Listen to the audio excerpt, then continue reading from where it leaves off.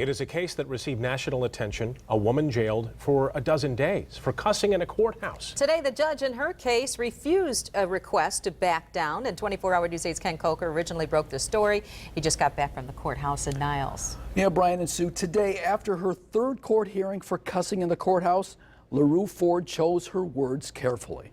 I would never dream something like this would have happened, just from going in and resolve an issue and it turned out to be huge like this. Dennis Wiley, presiding. The ACLU today asked Judge Dennis Wiley to disqualify himself, arguing that he's too close to the clerks who complained about LaRue's obscenities. It was Judge Wiley who filed the contempt charge last month. We think it's very important as a matter of due process and fairness that Ms. Ford's case is heard by a judge who does not have a relationship with the witnesses in the case. Ford admits cursing, but says she was frustrated while trying to clear up an old traffic ticket. That unpaid ticket kept her from getting a license to drive truck in Indiana. She spent a total of 12 days in jail until an emergency order by a higher court judge to lower her bond. She's been jailed, she's been hauled off in handcuffs, she was strip searched in the jail, she's gone through just a tremendous amount. She missed Christmas with her family.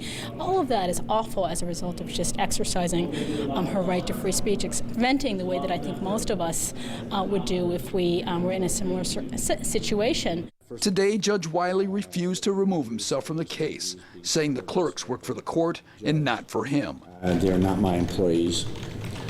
They're not my subordinates. But this case is far from over. The ACLU now will ask the chief district judge to disqualify Wiley.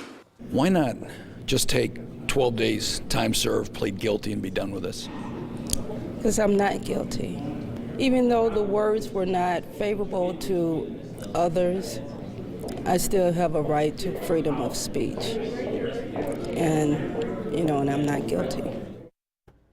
The ACLU hopes this appeal will be heard in a week or two. In the meantime, LaRue Ford tells us that the truck driving job she lost because of this is not lost after all. She says the Indiana company will hold the job for her until the case is resolved.